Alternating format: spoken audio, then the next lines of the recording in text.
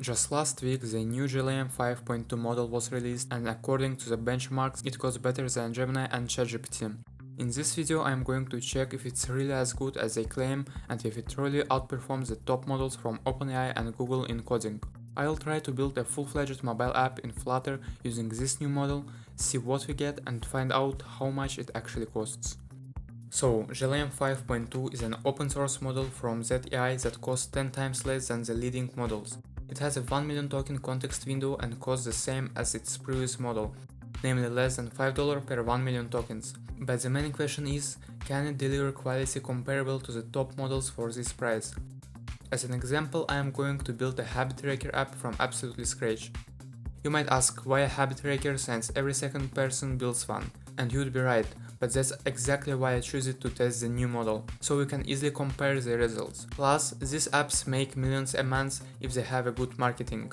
My goal is to get a fully finished project with production level code, and this is important because usually I write code that's impossible to maintain and run, which is why I'm using a special Flutter skill I will talk about in this video. The main thing for me is that the app works bug-free, has a great design and supports monetization.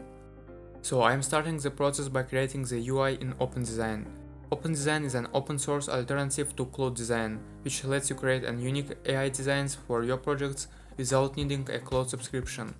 If you skip this step, AI tends to draw generic interfaces that are obvious the moment you open the app. I just connected my OpenCode subscription to it and use it to create UIs for my apps.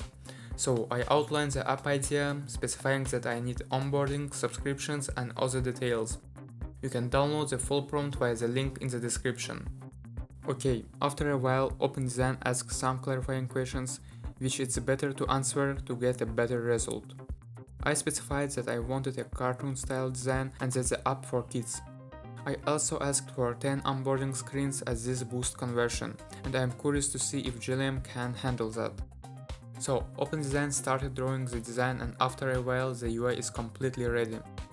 It turned out pretty good, but the main question remains, can GLM 5.2 handle this? Let's move on the most important part, writing the code. For this I will be using a few crucial tools. First, I will install the GLM plugin.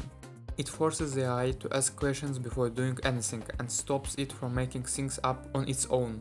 This is super important to get the result you actually want, rather than what the AI imagined for you. The second important plugin is my OpenCode. It's an orchestrator that delegates tasks to different agents depending on the task type, allowing you to write apps faster because multiple tasks can run in parallel. However, I am going to tweak its config to use GLM 5.2 model for all agents to make the test more objective. I will also set the max settings for all models so they run at their full power. And the most important tool I am using is a skill for writing Flutter apps. A skill is basically one massive instruction set for the AI agent that shows it how to properly structure the architecture and avoid writing bad code. Thanks to it, the AI agent builds the app's architecture just like a senior developer would. I created this skill based on my real-world experience with large-scale mobile apps, and it saves me a ton of time now. It includes instructions for the AI to write clean architecture using block, equatable, either, getit, gorouter, and JSON serializable.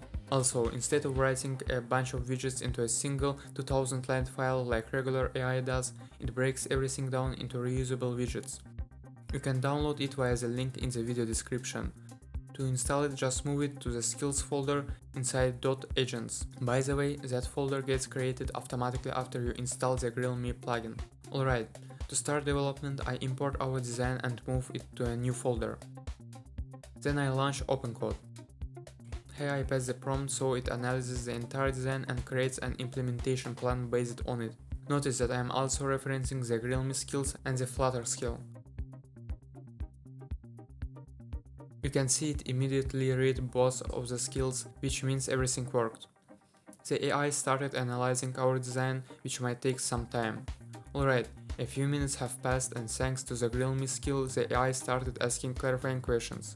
Look, we had a login button in the design, and AI asked how to best to implement it considering the app is for kids and subject to stricter regulations. So it offered a few options and I chose that one with no accounts at all, just saving data locally. The next question is about how to store the data, and I went with the option it recommends. Then GLM points out that the design has separate UIs for Android and iOS, and since the cartoon style is the same, it suggested making a single design for all platforms. The next important question is about subscriptions, asking how best to implement them. If this were a real app, I would definitely choose a revenue card, but since this is just an example app, I'll go with a paywall mockup. After answering these questions, it thought for a bit and then asked 14 more questions. If you are building a real app, I highly recommend answering all of them, but I decided to trust GLM 5.2 and leave the choices up to it. Let's see what comes out of this.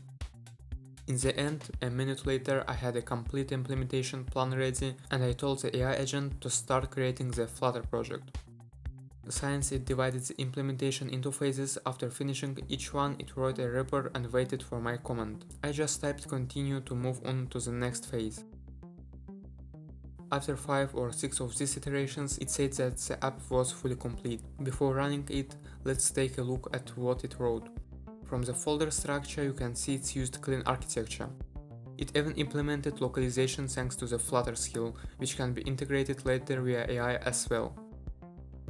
The functionality is divided into folders, which shows the agent followed the skill. But the most important thing, does the app actually work? Let's run it.